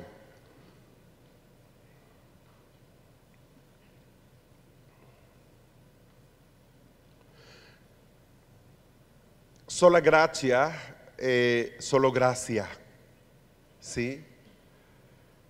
Siguiendo las enseñanzas de Pablo, podríamos decir que Lutero era bastante paulino. Él consideraba que el ser humano es injusto, imperfecto e incapaz de salvarse por sí mismo. No hay manera en que yo por mis esfuerzos me salve. Entonces tiene que intervenir la gracia de Dios, definitivamente. Lutero pasa de tener un juez a tener un padre. Él lo expresa así. Él dice un día en uno de sus escritos: qué alegría fue descubrir que estoy frente a mi padre y no frente a un juez. Es un cambio de mentalidad absoluto, ¿verdad? Luego está sola escritura, y eso tiene que ver con la devolución de la palabra, significa solo escritura. Él no logra hacer comentarios de toda la Biblia, hace comentario de Génesis, de Salmo, de Hebreos, de Romanos, de Gálatas, muchos sermones, muchas conferencias. Utiliza el Nuevo Testamento de Erasmo, que en ese momento, digamos, era el Nuevo Testamento griego más famoso.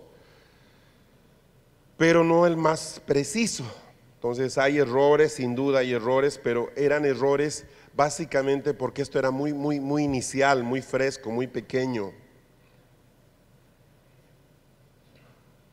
Y por último está la cristología, el cristocentrismo, solo Cristos. O sea, es Cristo el centro de todo lo que nosotros somos, no hay nada más. ¿Sí?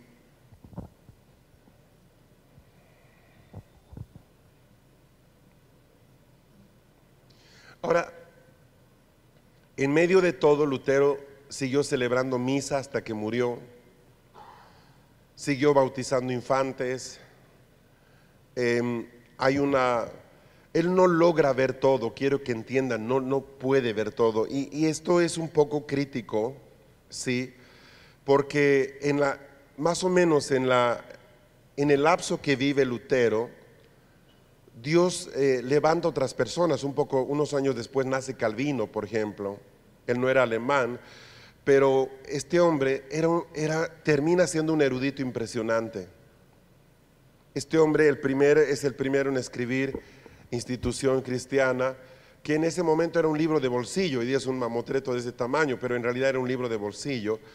Y ahí resume un poco lo que era el pensamiento cristiano, o lo que debería ser en ese momento. Lutero y Calvino no coincidieron en la mayoría de los puntos. Sí coincidieron en estas 4 cosas que dije. Tanto para él como para el otro estaban de acuerdo en las 4 cosas que mencioné y en los 3 puntos que se reformaron. Pero había otros puntos que no lograron concretar. Y está luego Ulrico Zwinglio.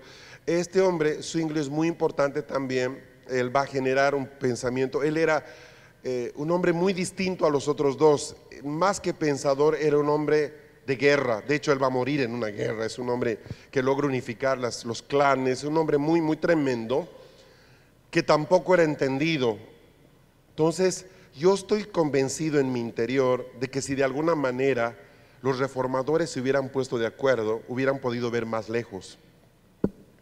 Pero no logró darse este proceso, este acuerdo. Un dato interesante para que ustedes se den cuenta de que esto no quedó en teología. Calvino llegó a ser el gobernador de Ginebra. Él era la autoridad máxima de Ginebra por cerca de 20 años. Ginebra se convirtió en una ciudad 99.9% llena de cristianos. Estaban prohibidas las cantinas y los bares, los prostíbulos. Estaban prohibidas una cantidad de cosas. Entonces ellos nunca vieron que la religión era algo que debería quedarse en los templos. Quiero que entiendan. Ellos siempre llegaron más lejos. Su objetivo era la educación de los 3. Su objetivo era convertir o formar ciudades con principios de Dios. O sea, nosotros pensamos que hablar de transformación hoy día es nuevo. Por favor, ya lo vieron los reformadores en el siglo XVI y lo hicieron. Hubieron unos avances impresionantes en Zúrich y Ginebra, les digo, por 20 años. Literalmente fue un lugar muy especial. Pues para nada es raro que hoy día Zúrich, o Ginebra más bien, sea la base de operación de más de 350 organizaciones mundiales. ¿Por qué? Porque ese terreno se limpió muchísimo. Muchísimo, de verdad. Nosotros caminamos por Ginebra con mi esposa y veíamos, se respira algo distinto. De hecho, en toda Suiza, es una ciudad es un país muy particular, pero ellos miraban las ciudades como objeto de conversión. Ellos entendieron algo que hoy día a la iglesia le está costando entender. Jesús nos manda a discipular etnos. Id y haced discípulo a todos los etnos, naciones, pueblos.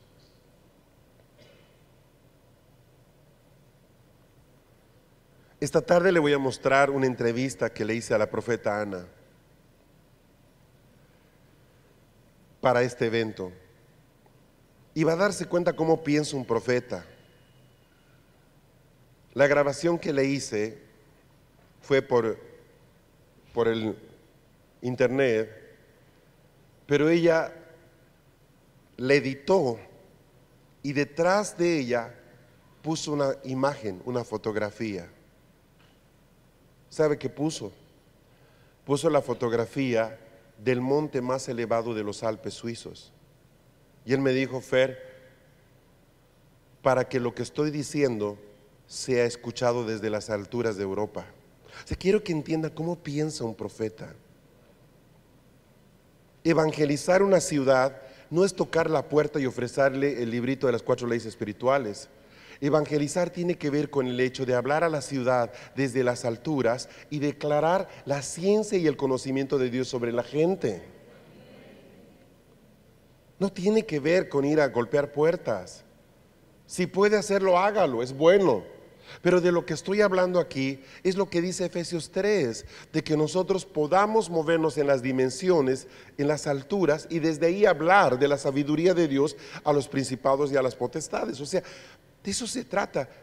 Eso hizo Anita para ustedes. Les voy a hacer escuchar la entrevista de 1 hora que ella compartió. Les dije: me voy a reunir con gente de Reforma, ¿qué les quieres decir? Me dijo: uy, genial, buenísimo, quisiera estar con ustedes, pero bueno, ahí va, y grabó para ustedes algo.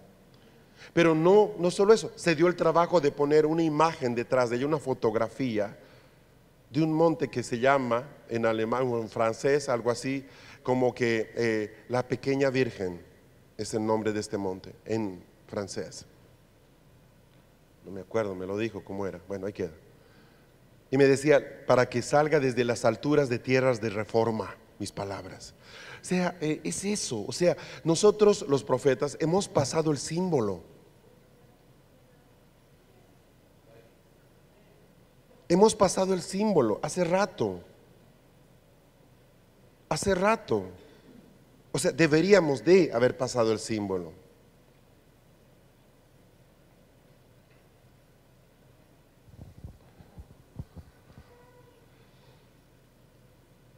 ¿Qué aspectos positivos tenemos en general, haciendo un resumen de la reforma de Lutero? Resumo, no necesita anotar todo esto. Descubre el corazón del evangelio. ¿Cuál es? La justificación por la fe. Él habla tanto acerca de evangelizar que de ahí aparece el término evangélico. Es de ahí, porque hace tanto énfasis en predicar el evangelio. De ahí se nos empieza a hablar primero protestantes, porque protestaron. Ese título, por ejemplo, ya no se acopla a la iglesia hoy día, porque ya no protesta, todo acepta. Los políticos van y dicen: quiero hablar desde ahí, y los pastores le prestan el púlpito a los políticos, ya no protestan de nada. Entonces viene la ley contra el aborto, o el aborto, todos salen, los católicos, los pro vida, y los pastores ni eso protestan, ahí que se quedan tranquilos. Entonces ya no calificamos para protestantes, ¿verdad? Y luego el término que aparece es evangélicos, porque hacía mucho énfasis en el evangelio, en el evangelismo. Abre la Biblia a todos. Él dice que la interpretación de la Biblia es libre. ¿Qué decía antes la Iglesia Católica? Que solamente ellos podían interpretar la Escritura. Descubren la doctrina del sacerdocio universal. Ahora, esto es en parte, quiero ser crítico con esto. A ver, Lutero y los reformadores van a llegar a esta verdad: todos somos sacerdotes de Dios Altísimo. Listo, qué gran noticia. ¿Dónde no logran dar el paso? Eres sacerdote, pero en tu casa. Aquí solo pueden subir los sacerdotes de los sacerdotes. ¿Nota la diferencia? O sea, todos somos sacerdotes, pero no todos podemos presidir. No logra romper con el paradigma clero laico. No logran romper. Entonces, si eres sacerdote, no necesitas que yo vaya a orarte. Hay que bautizar. No, eso solamente nosotros podemos hacer. Eso no lograron verlo. ¿Me sigue? Hola, ¿me está siguiendo? Esta reforma debería poder, sí. ¿Quién puede bautizar? ¿Quién puede bautizar? ¿Quién puede bautizar? Todos podemos bautizar. Vamos a redescubrir el bautismo, a ver si esta tarde, para que entiendan un poquito cómo era, cómo se veía y qué se hizo. Pero el punto está de que el elemento, ahí está el hecho, ¿verdad? No se logra romper con el oficio del sacerdote, del cura. Lo que antes hacía el cura, ahora lo hace el pastor. Ese paradigma no se logró romper.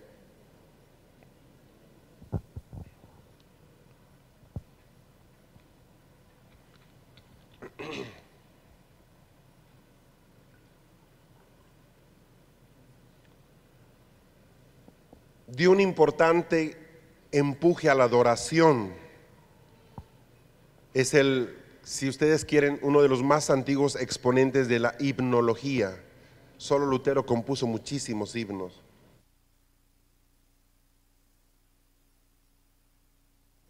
Se opone a la autoridad del papado y a las supersticiones de la iglesia. Es interesante que la mayoría de los sacerdotes del siglo XIV, XV, ni siquiera sabían leer. Y sabe que era impresionante. Entonces tú dirás, ¿y cómo daban la misa? Se inventaban palabras. Como eran en latín, nadie les entendía. Obos, discus, bobiscus, salpiscus, sancochus, sancochus con papuchus, ¿sí? Pataconicus, con pargus, arrocis, con cocos. La gente no entendía y ellos decían bobadas, no es broma. No sabían leer, se ponían la Biblia encima y decían, la Biblia, en realidad las órdenes de culto, y hay discus, vicus, bacus, amenis, amenis. Nadie entendía nada, hermano. Lutero relata, parece una broma. ¿Sabes qué? Parece una broma y no estoy tomándoles el pelo, Lutero relata cómo había el nivel de ignorancia, tanto que él abre una escuela para niños y para adultos, para enseñarles a leer. Y ahí es cuando llegan sacerdotes a aprender a leer.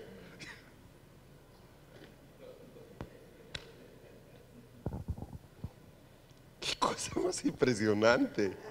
Por eso habla de superstición, había mucha superstición.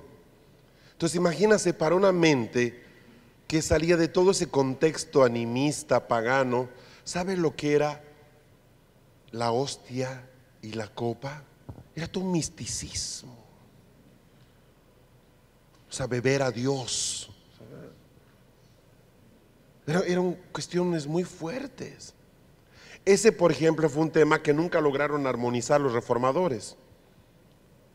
Algunos de ellos pensaban que el pan y el vino literalmente se convertían en el cuerpo y la sangre de Cristo, y otros decían que era un símbolo. Esta discrepancia hasta el día de hoy persiste.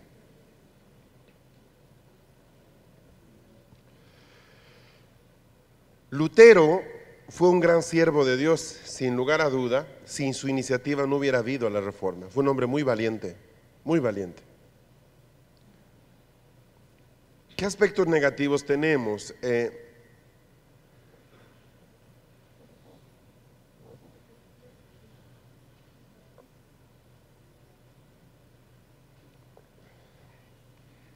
Desarrolla una eclesiología centralizada. O sea, no logra romper la estructura clerical, lo que estaba explicando hace un rato.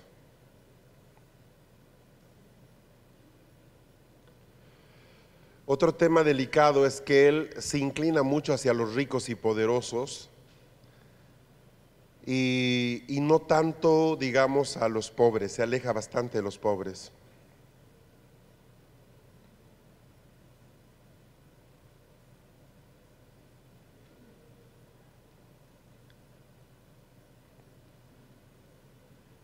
Era un poco antisemita. Sí, él es muy duro con los judíos. Como no se querían convertir, los trata muy duro, muy duro.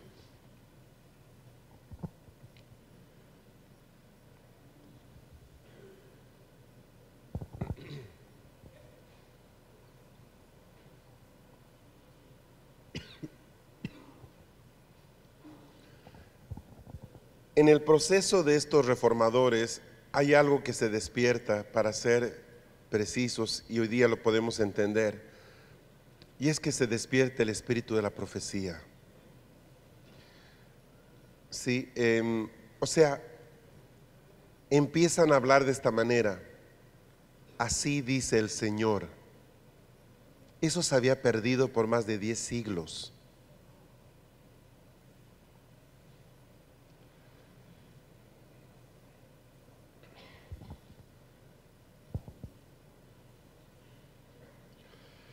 Pero ese así dice el Señor empieza a apoyarse más en así dice la Biblia. Ellos le dan un peso tremendo a la escritura, que ustedes notarán que yo lo mencioné, de que ellos devuelven mucho el valor de la escritura, y eso es bueno. Pero también vimos ayer de que no es suficiente.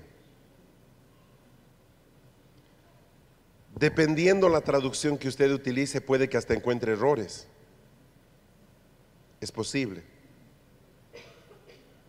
Hace años yo me acuerdo que con mi esposa entramos en crisis en un pasaje de la Biblia. Fue cuando me conseguí mi primer interlineal, de acuerdo de Francisco La Cueva, un interlineal griego-español, una línea en español y una en griego, y le estudiábamos mucho, y yo la usé en la universidad también cuando estudié griego, en fin. Y para mí la crisis vino cuando ahí en un texto de Hebreos, Francisco La Cueva dice sí, y la Reina Valera dice no. Casi nos estiramos, ¿te acuerdas? Fue una crisis. ¿Cómo así? O sea, tan claro como esto. Aquí decía sí, y en el griego decía sí, y la Reina Valera decía no.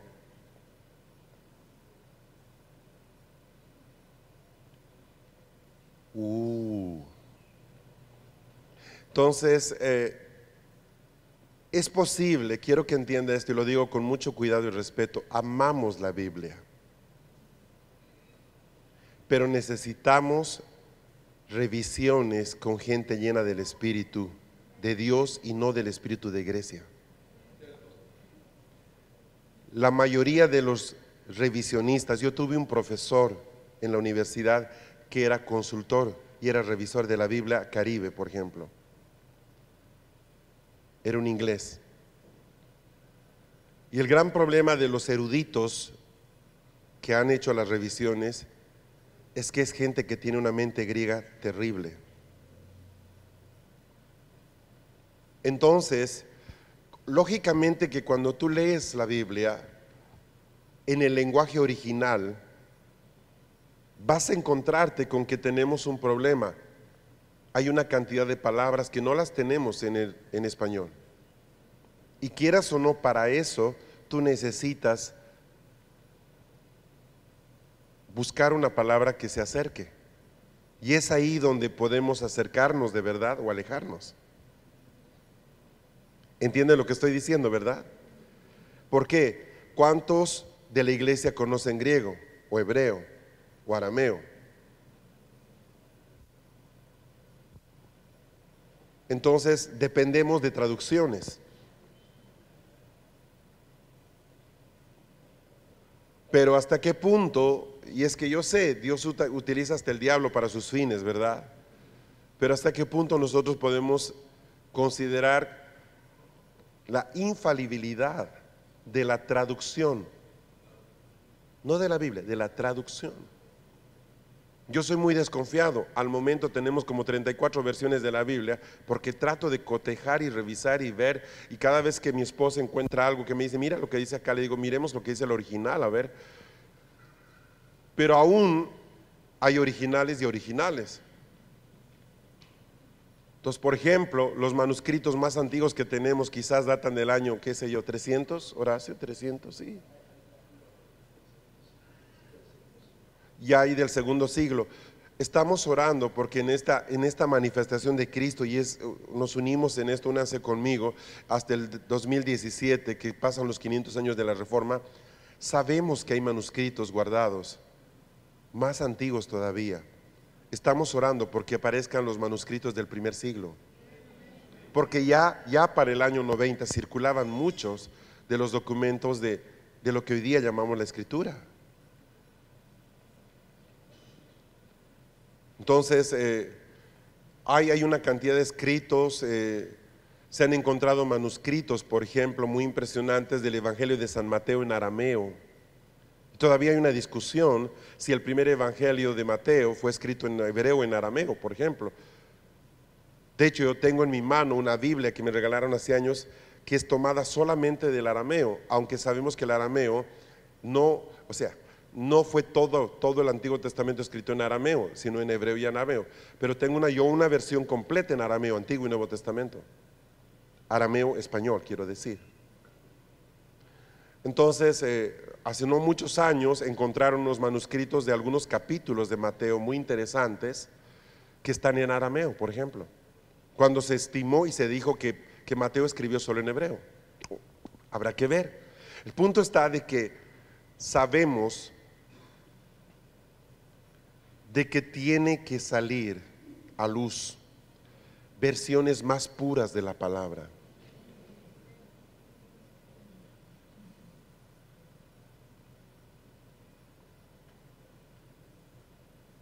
Amén.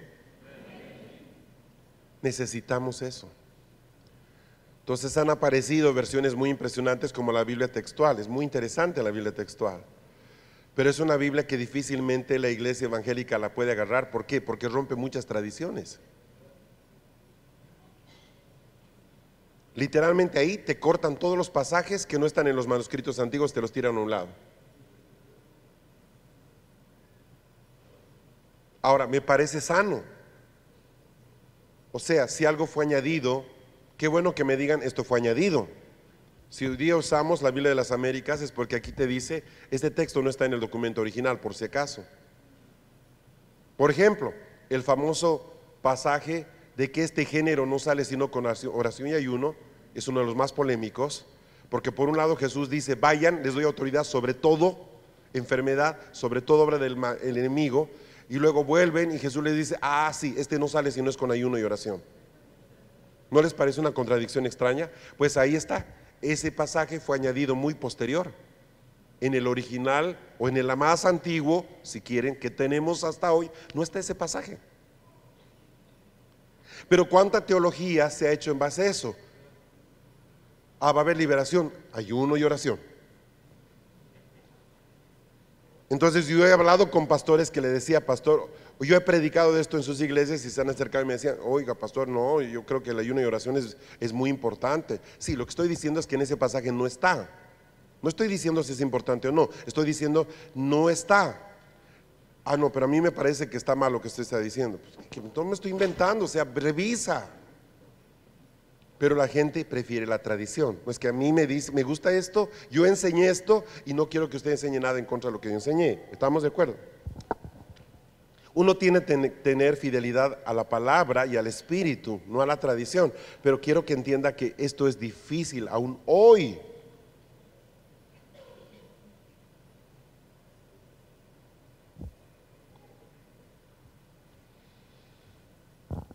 Entonces necesitamos y oramos porque en los próximos 2 años necesitamos versiones cada vez más puras.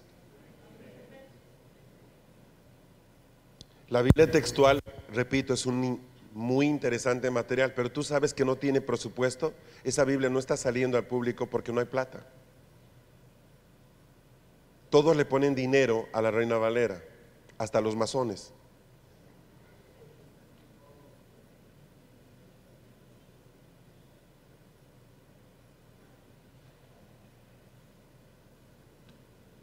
¿Por qué? Ahí se lo dejo.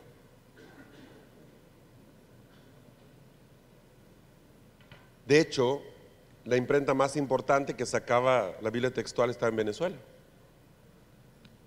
Mire qué puede sacar ahora esa editora. No tienen ni papel higiénico, van a sacar Biblias. No, en serio, no, en serio. La crisis ha frenado todo.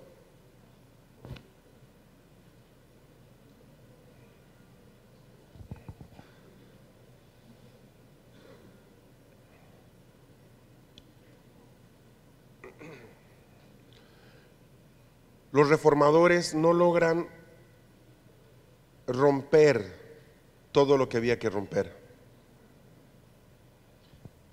Y quizás no lo vieron. Quiero que seamos comprensivos con esto. Yo no creo que se comprometieron, no quiero pensar de que por compromiso no confrontaron, porque fueron muy valientes.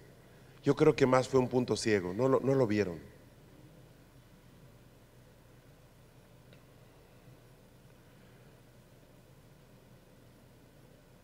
Es honesto decir de que aún antes de Lutero hubo gente que buscó a Dios. Hay documentos, oraciones, hay testimonios como el de Madame Guyon, muy interesante, una mujer que vive antes de Lutero y antes de John Huss, que tenían unas vidas y unas comuniones con el Señor impresionantes, pero eran católicas. A ver, quiero que entiendas, en ese tiempo todo era católico, todo. Los reyes eran católicos, todo era católico, hermano. Entonces no es muy justo decir que eran católicos, porque en realidad su pensamiento no iba de acuerdo con lo que la Iglesia Católica pensaba. A Madame Guyon casi la queman por hereje. ¿Por qué? Porque ella tenía experiencias místicas con Cristo.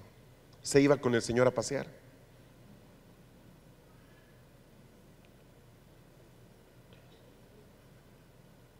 Entonces, ha habido durante toda la historia de la iglesia gente que ha guardado el fuego del Espíritu. Y quizás solo cuando estemos ya con el Señor podamos conocer a ellos. Nos quedamos con los íconos más importantes, pero había más gente.